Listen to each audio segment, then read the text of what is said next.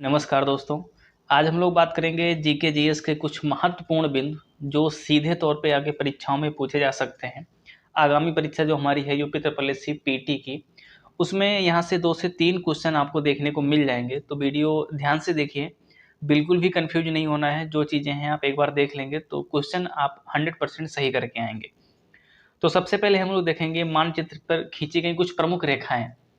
इसमें क्या होता है, कुछ स्थानों को मिलाया जाता है और उन स्थानों की कुछ विशेषता होती है और उन विशेषताओं के आधार पर इन रेखाओं को नाम दिया जाता है। तो वहीं पे हम वही जो रेखाएं हैं हम लोग पढ़ने वाले हैं, जिनमें सबसे पहली रेखा है समलवण रेखा यानी कि आइसो हाइलाइन रेखा है। मानचित्र पर खींची गई वह रेखाएं जो महासागर के उन स्थानों को मिलाती हैं जहां पर समान लवणता पाई जाती है। मान लीजिए अटलांटिक महासागर हो गया, प्रशांत महासागर हो गया, हिंद महासागर हो गया, और यहाँ पे कुछ स्थानों को चूज कर लिया गया जिनकी लवणता बिल्कुल समान है। तो ऐसी जो रेखा खींची जाएगी वो हमारी रेखा कौन सी होगी, वो रेखा होगी हमारी आइसोहाइलाइन रेखा यानी कि समलवणी रेखा। ठीक है। अगर हम नेक्स्ट बात करें समदाब रेखा यानी कि आइसोबार, जैसे यहाँ पे समलवण था तो इसमें क्या किया गया, यानी कि लवणता जिनकी समान है उन जगहों को मिलाया गया। तो ये समदाब है यानी कि वो स्थानों को मिलाया जाएगा जिनकी दाब समान है। तो समान दाब वायु दाब वाले स्थानों को जोड़ने वाली जो रेखाएं हैं वो समदाब रेखाएं होती हैं। ठीक है। अगर हम नेक्स्ट बात करें समगहरी यानी कि आइसोबात, यानी कि वे स्थान जिनकी गहराई समान है और इन स्थानों को मिला दिया गया, तो वो लाइन कौन सी हो गई आपकी, वो आइसोबात लाइन हो गई। ठीक है। नेक्स्ट बात करें सममान रेखा यानी कि आइसोप्लेथ, वह रेखा जो मानचित्र की उन रेखाओं को मिलाती है जहां पर किसी निश्चित तत्व का मान बराबर है। जैसे मान लीजिए कई सारे देश हैं, ऑस्ट्रेलिया हो गया आपका, रसिया हो गया, चाइना हो गया, अपना प्यारा भारत हो गया, और यहाँ पे मान लीजिए एल्यूमिनियम की मात्रा समान मात्रा में, यानी कि एल्यूमिनियम का जो है वो समान मात्रा में पाया जा रहा है। तो ये जो लाइन खींच दी गई है ये कैसी लाइन हो गई आपकी, वो आइसोप्लेथ लाइन हो गई। वो किसके संदर्भ में, आपका एल्यूमिनियम के संदर्भ में। वहीं पर अगर हम बात करें आइसोहेल यानी कि समधूप की रेखाएं, वे स्थान जहां पर धूप समान अवधि में पड़ती है, यानी कि वे स्थान जहां पे जो धूप है यानी सूर्य की जो किरणें हैं वो समान मात्रा में मिलती हैं, तो वो रेखाएं कौन सी हो जाएंगी आपके, आइसोहेल लाइनें हो जाएंगी आपकी। नेक्स्ट बात करें अगर हम समताप रेखाएं आइसोथर्म, फिर वही बात है, यहाँ पे समान ताप के स्थानों को मिलाने वाली जो रेखा होगी वो कैसी लाइन होगी हमारी, वो समताप लाइन होगी। नेक्स्ट बात करते हैं समोच्च रेखाएं आइसोहाइप्स। देखिए यहाँ पे आइसोहाइप्स और आइसोहाइट्स दोनों बहुत ही माइन्यूट सा डिफरेंस है इनके स्पेलिंग में, लेकिन अर्थ बिल्कुल अलग अलग है। ये जो लाइन है आपकी वो है आपकी समोच्च रेखाएं, और ये है आपका समवर्षा यानी कि आइसो जो हाइट्स है वे स्थानों को मिलाएगी जहां पे वर्षा समान हो रही है। समान वर्षा वाले स्थानों को जोड़ने वाली जो लाइन है वो कैसी हो गई, आइसोहाइट्स हो गए। वहीं पे अगर हम आइसोहाइप्स की बात करें, अब देखिए जो आइसोहाइप्स है ये समोच्च है यानी कि समान ऊंचाई वाले बिंदु को मिलाने की बात हो रही है। वहीं पे समवर्षा की बात करें तो आइसोहाइट्स है। अगर मान लीजिए इंग्लिश में आता है ये, तो आपको लगेगा आइसोहाइट्स यानी कि हाइट की बात कर रहा है, ऊंचाई की बात कर रहा है, लेकिन ये बिल्कुल नहीं है। ऊंचाई की बात कौन कर रहा है, आइसोहाइप्स बात कर रहा है, और आइसोहाइट्स किसकी बात कर रहा है, वो समान वर्षा के क्षेत्रों वाले बात कर रहा है। तो ये चीज इसमें डिफरेंस जो है वो यहाँ पे आप याद रखिए। अब बात करते हैं प्रमुख देशों के राष्ट्रीय चिन्ह। कभी कभी यहाँ से क्वेश्चन पूछ लेता है, जैसे अपने प्यारे भारत का जो राष्ट्रीय चिन्ह है अशोक स्तंभ है, यदि अशोक स्तंभ नहीं है, अशोक स्तंभ का जो ऊपरी हिस्सा है, शीर्ष भाग है, जिसमें आपके 4 शेर हैं और बीच में एक चक्र आपका रखा हुआ है और सत्यमेव जयते लिखा हुआ है, तो वो आपका मुख्य रूप से भारत का एक तरीके से राष्ट्रीय चिन्ह है। वहीं पर अगर हम तुर्की की बात करें तो तुर्की में जो आपका है वो चांद तारा है, नॉर्वे में देखें तो शेर है, बांग्लादेश में वाटर लिली है, नीदरलैंड आपका शेर है, यानी कि नीदरलैंड और नॉर्वे आपका दोनों सेम है। ठीक है। वहीं पर बात करें अगर हम न्यूजीलैंड की, तो न्यूजीलैंड में आपका है कीव, सदर्न क्रॉस और फर्न। जापान में देखें, जापान में आपका गुलदाउदी है। वहीं पे अगर हम कनाडा की बात करें, कनाडा में आपका है मैपल लीफ, और अगर ऑस्ट्रेलिया की बात करें तो कॉमनवेल्थ कोट ऑफ आर्म। वहीं पर रसिया की बात करें तो डबल हेडेड जो ईगल है वो रसिया का राष्ट्रीय चिन्ह है। ठीक है। अगर हम नेक्स्ट बात करें, कुछ अंतरराष्ट्रीय सीमाएं हैं उनको नाम दिए गए हैं, तो उन्हीं को हम लोग पढ़ने वाले हैं। जैसे देशों के मध्य सीमाओं के नाम, तो सबसे पहला नाम आता है हमारा रेड क्लिफ का, रेड क्लिफ लाइन आप सभी को पता होगा, भारत और पाकिस्तान, साथ में जो बांग्लादेश वाला क्षेत्र है, क्योंकि आपको पता है जो बांग्लादेश है वर्तमान में, वो पहले कभी 1971-72 के पहले आपका पूर्वी पाकिस्तान हुआ करता था। जो रेड क्लिफ लाइन खींची गई थी सर रेड क्लिफ के द्वारा, वो भारत और पाकिस्तान के बीच में खींची गई थी, चाहे वो पश्चिमी पाकिस्तान हो चाहे वो पूर्वी पाकिस्तान हो। इसीलिए अगर आपके ऑप्शन में देता है भारत पाकिस्तान ना दे, भारत बांग्लादेश दे, तो आपको भारत बांग्लादेश भी लगा देना है, आप ये याद रखिए, ठीक है। नेक्स्ट बात करें अगर मैकमोहन जो है भारत चाइना के बीच में है। साथ में आपका एलएसी जो है, LAC line of actual control, वो भी आपका भारत और जो अक्साई चीन वाला पार्ट है उनके बीच में खींची गई है, ठीक है। नेक्स्ट बात करें अगर हिंडनबर्ग रेखा और ओडरनीस रेखा, ये जर्मनी और पोलैंड के बीच में है। वहीं पर 38वीं समांतर रेखा की बात करें जो उत्तर कोरिया और दक्षिण कोरिया यानी कि नॉर्थ एंड साउथ कोरिया के बीच में आपका 38वीं समांतर रेखा है, ठीक है। नेक्स्ट आपका है मैन रहीम रेखा, ये आपका रूस और फिनलैंड के बीच में है। आपकी जो डूरंड लाइन है, डूरंड लाइन भारत और अफगानिस्तान के बीच में है, ठीक है। नेक्स्ट है आपका मैगिनाट रेखा आपका जर्मनी और फ्रांस के बीच में है। नेक्स्ट आपका 49वीं समानांतर रेखा, ये आपका यूएसए और कनाडा के बीच में है, ठीक है। नेक्स्ट आपका आता है सर्वाधिक सीमा साझा करने वाले देश कौन कौन से हैं। आपसे पूछ सकता है कि निम्न में से कौन सा देश सर्वाधिक देशों के साथ में आपकी बाउंड्री साझा करता है, सीमा साझा करता है।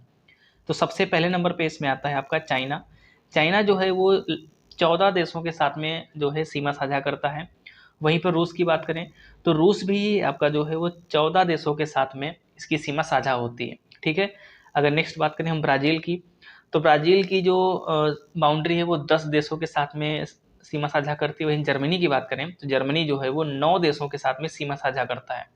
आप कमेंट में बता सकते हैं कि जो भारत है वो कितने देशों के साथ में अपनी सीमा साझा करता है और उन सभी देशों में कितने भारतीय राज्य हैं जो सीमा साझा करते हैं, आप बता सकते हैं कमेंट सेक्शन में।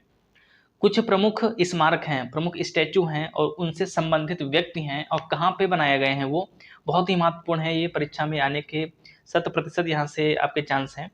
तो सबसे पहला आपका है स्टैचू ऑफ यूनिटी। किसको नहीं पता होगा भाई, सरदार वल्लभ भाई पटेल, जिन्होंने लगभग 550 से ज़्यादा रियासतों को जोड़ने के लिए अपने जी जान लगा दिया, और इसीलिए ये यूनिटी जो शब्द है वहीं से निकल के आया है। तो सरदार वल्लभ भाई पटेल इनसे संबंधित व्यक्ति हैं। और नर्मदा नदी के किनारे साधु बेटा द्वीप पर केवड़िया में है, ये गुजरात में, ठीक है, नर्मदा नदी के किनारे। यहाँ से क्वेश्चन कई सारे पूछ सकता है। सबसे पहला स्टैचू ऑफ यूनिटी किस व्यक्ति से संबंधित है, तो व्यक्ति कौन है आपके, ये हो गए सरदार वल्लभ भाई पटेल। वहीं पर अगर आपसे बात करें स्टैचू ऑफ यूनिटी जो है वो किस नदी के किनारे है, तो नर्मदा के किनारे है। किस द्वीप पर है, ये साधु बेटा द्वीप पर है। वहीं पर किस राज्य में है, आप सभी को पता होगा आपका गुजरात में है, ठीक है। नेक्स्ट बात करेगा हम स्टैचू ऑफ पीस यानी कि शांति का जो आप स्मारक है वो कहाँ पे है और किन से संबंधित है। मुख्य रूप से बात करें तो ये राजस्थान में है, जैतपुरी पाली में। वहीं पर इनसे संबंधित व्यक्तित्व की बात करें तो जो आपके जैन संत आचार्य श्री विजय वल्लभ सुरीश्वर हैं, उनकी याद में स्टैचू ऑफ पीस यानी कि ये मुख्य रूप से शांति के एक तरीके से पक्षधर थे, इसीलिए इनकी याद में स्टैचू ऑफ पीस राजस्थान में जैतपुरा पाली में बनाया गया, ठीक है।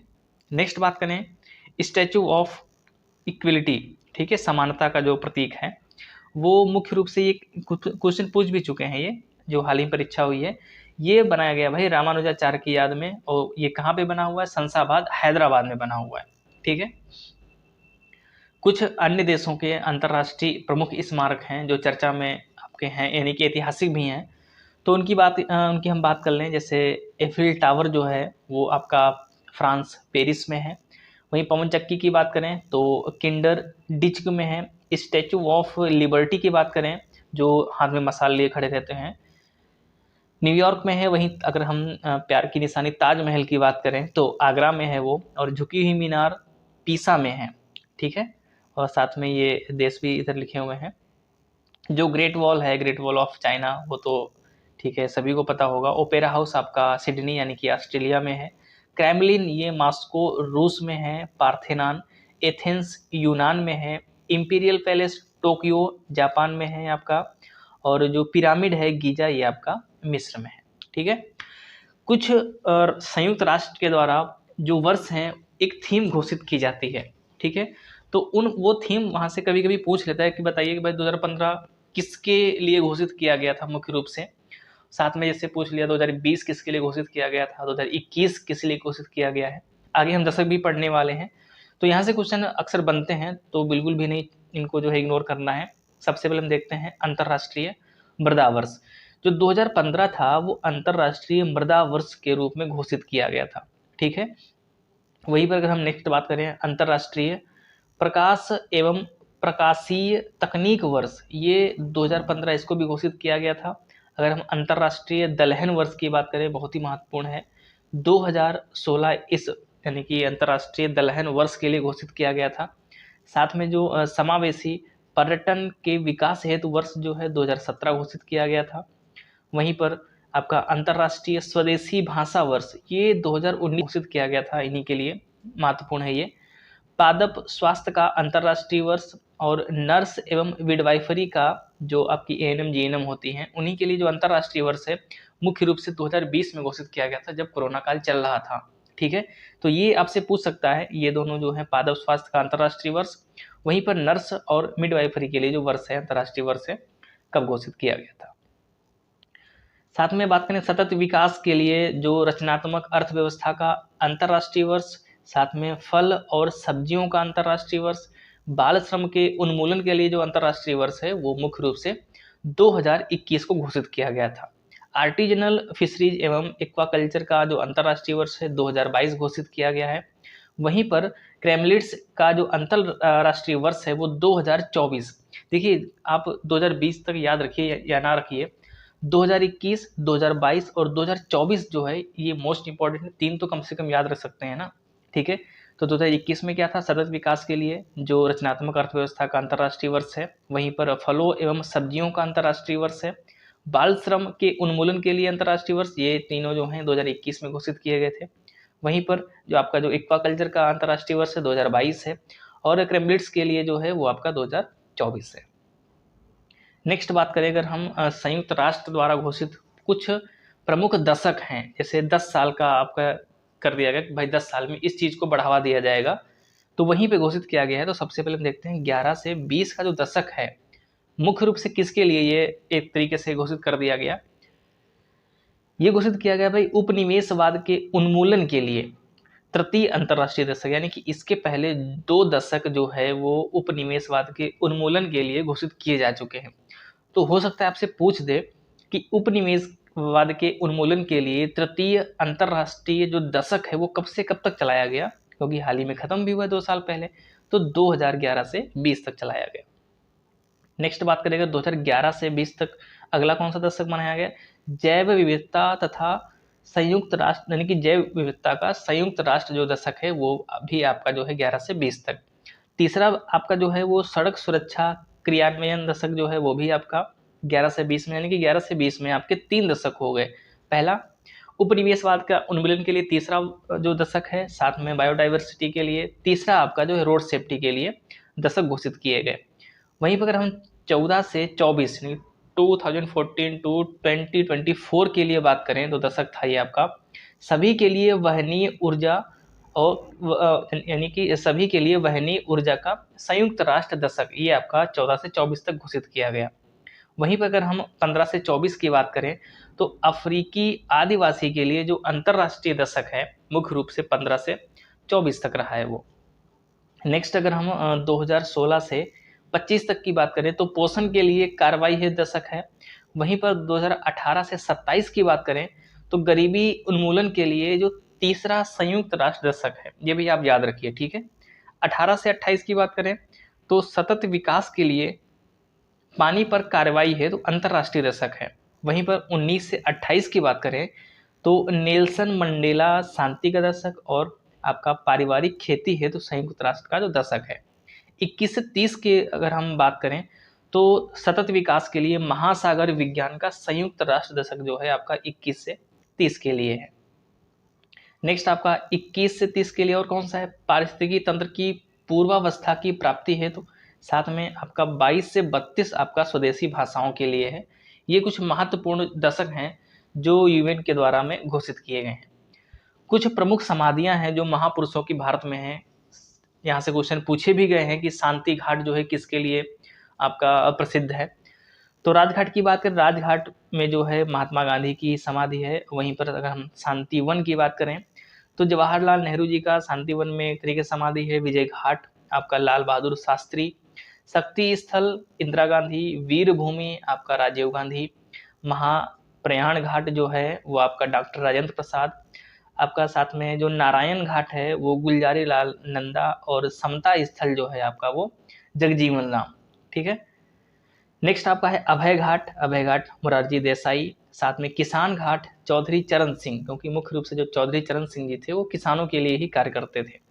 नेक्स्ट आपका है उदय भूमि के आर नारायण, कर्म भूमि शंकर दयाल शर्मा, एकता स्थल ज्ञानी जैल सिंह, और चैत्रा भूमि आपका बी आर अम्बेडकर। ये था हमारा कुछ महत्वपूर्ण बिंदु, महत्वपूर्ण टॉपिक थे। आई होप आपको ये अच्छा लगा होगा। अगर अच्छा लगा है तो वीडियो को लाइक करके जाइए, साथ में दोस्तों के साथ में इसको शेयर करिए। अगर चैनल पे नए हैं तो उसको भी सब्सक्राइब करिए। अगर आपने इसको अच्छे से देखा है, एक दो बार देख लेंगे तो निश्चित रूप से आपको 1 से 2 क्वेश्चन यहाँ से आपको यूपी ट्रिपल एससी पीटी में जरूर मिलेंगे। इस वीडियो में इतना ही, मिलते हैं अगले वीडियो में, तब तक के लिए नमस्कार।